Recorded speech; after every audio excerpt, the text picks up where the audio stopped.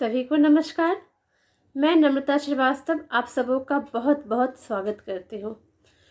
Friends, पिछले videos में मैंने कार्मिक अकाउंट के बारे में बतलाया है।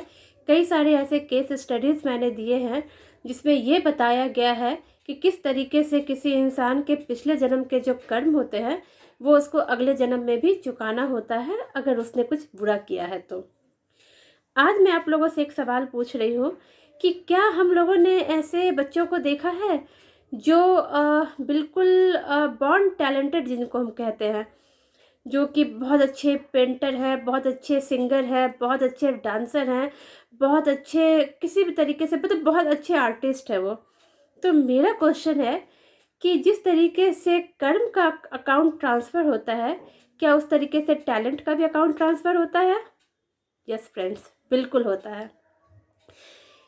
आपको क्या लगता है कि जो छोटे छोटे बच्चे होते हैं जिन्होंने अभी पूरी दुनिया देखी भी नहीं है, पूरी दुनिया को समझ भी नहीं पाए हैं, मुश्किल से 2-4 साल 5 साल, मतलब इसी एज के थोड़े आगे पीछे हैं, वो अगर बहुत अच्छी पेंटिंग करते हैं, बहुत अच्छा गाना गाते हैं, या किसी भी तरीके की कोई कला अगर उनके अंदर है, तो वो कहाँ से आई उनके अंदर?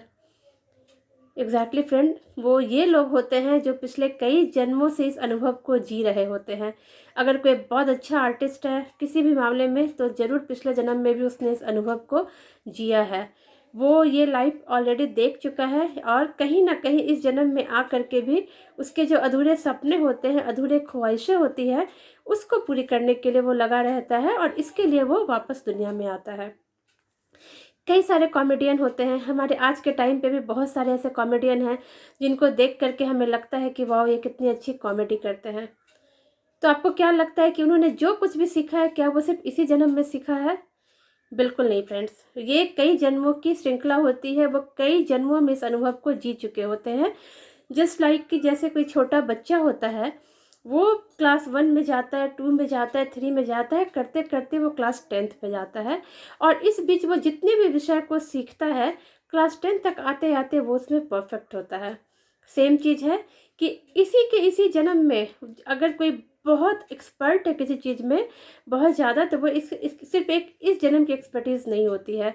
बहुत अच्छा सिंगर है, मतलब कि उसने पहले भी, ऐसा हो सकता है ना, कि ऐसा हो सकता है, ये बिल्कुल डेफिनेट नहीं है, बट बहुत सारे केसेस इस तरीके के आए हैं, चांसेस बहुत ज़्यादा होते हैं कि अगर कोई इस जन्म में बहुत अच्छा गाना गाता है या किसी भी तरह का टैलेंट है, तो कहीं ना कहीं प्रीवियस बर्थ में भी वो इस तरह के अनुभव को जी चुका है और उस श्रृंखला को वो आगे बढ़ाता है। तो इस मामले में कई रिसर्च भी हुए हैं, कई सारे बुक्स भी आए हैं जो काफ़ी इंटरेस्टिंग लगते हैं। और अगर आपको मैं एक सिंपल बच्चे की ही बात बता रही हूँ कि कोई छोटा बच्चा ही अगर आपको किसी चीज़ में बहुत दिखता है कि अरे वाह, ये कितना एक्सपर्ट है, कितनी अच्छी पेंटिंग कर लेता है, कितना अच्छा डांस कर लेता है, म्यूज़िक में उसका बहुत इंटरेस्ट है, या अध्यात्म में भी बहुत सारे बच्चे बहुत कुछ जानते हैं छोटी छोटी एज में, तो कहीं ना कहीं उनका वो प्रीवियस बर्थ के अनुभव उनके साथ रहते हैं और इस जन्म में वो अपनी उस कला को और निखारते हैं और आगे बढ़ते हैं।